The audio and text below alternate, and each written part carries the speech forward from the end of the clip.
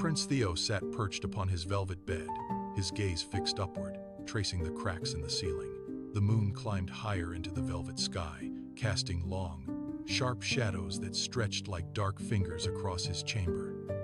Outside, the kingdom lay under a blanket of absolute silence. Theo fought the weight of his own exhaustion, forcing his eyelids to stay open.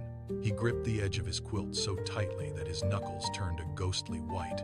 Every shadow seemed to pulse with a hidden life, yet the air remained still. He was a sentinel in his own room, waiting for a thief he could not yet name, as the world of sleep beckoned with a cold, insistent hand. Suddenly, a flicker of movement cut through the gloom. A tiny figure, no larger than a hummingbird, darted through the open window with impossible grace. She possessed shimmering silver wings that hummed in the air, and eyes that burned with the intensity of dying embers. She landed softly on his pillow, her tiny weight unnoticed.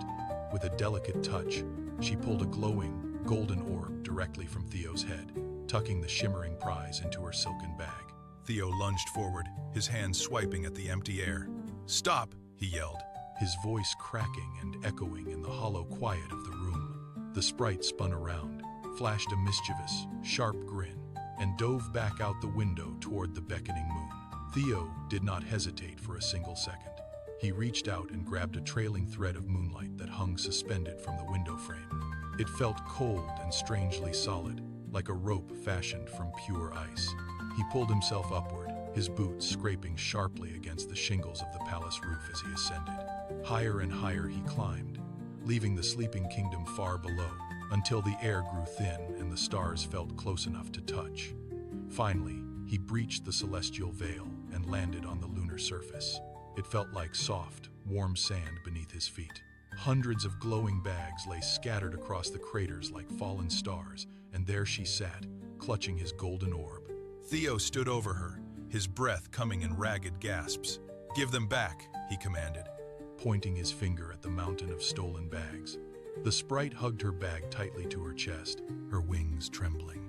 "They are too beautiful to leave behind," she whispered, her voice like the chime of silver bells. "I have never owned a dream of my own. We sprites are cursed only to watch from the outside. We never drift away into the light." Theo looked at the vast sea of glowing orbs and felt the heavy emptiness she carried within her.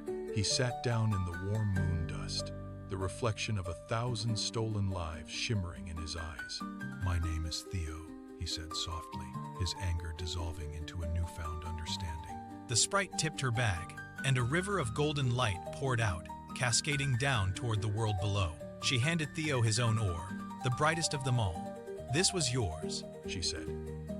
Theo returned to his bed, placing the dream under his pillow to find his mind filled with colors he had never known. Every night thereafter, he returned to the window. He spoke into the night, crafting stories for his friend on the moon.